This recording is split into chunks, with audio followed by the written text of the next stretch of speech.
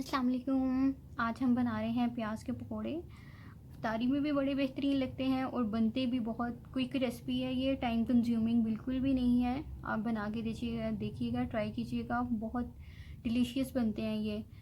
सबसे पहले जो मैंने इसके लिए लिया है 1 कप मैंने पानी लिया है। ये कप पानी सारा नहीं जाएगा, हम अपने हिसाब से देख लेंगे कम डालना है या ज़्यादा डालना है। इसके बाद मैंने आधा कप बेसन लिया है।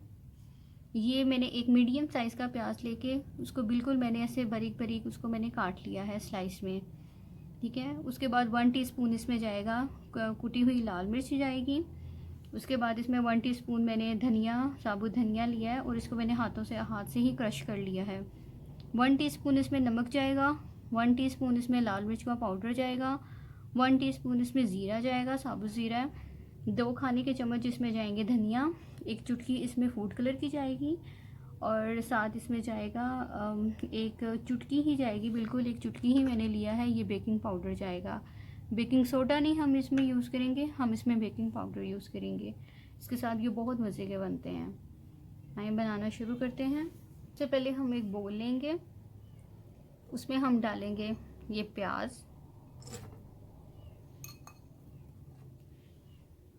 उसके बाद इसके ऊपर जाएगा बेसन डालेंगे। उसके बाद इसमें जाएगा नमक, लाल मिर्च का पाउडर,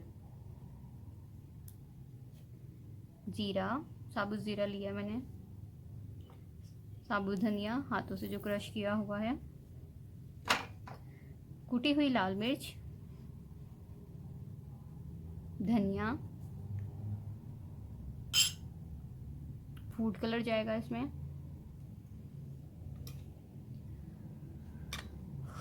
और ये जाएगा जो हमने 1 चुटकी हमने बेकिंग पाउडर का लिया है। अब हम इसको अच्छी तरह मिक्स करेंगे। तो हम एक हाथ में पानी पकड़ लेंगे और एक हाथ के साथ हमने इसको मिक्स करना है। थोड़ा थोड़ा हम पानी डालते जाएंगे। हमने इसको ऐसे मसलना है ताकि हमारे जो प्याज हैं वो अगर जो चिपके हुए हैं वो लैदा हो जाएं, ठीक है। मैंने इसको अच्छी तरह मिक्स कर लिया है। ये बैटर जो है ये गाढ़ा होना चाहिए, रनी ना हो, ठीक है।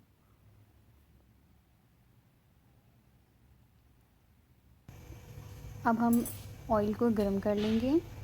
गर्म करके मैं फोक के ज़रिए इसमें डालूँगी।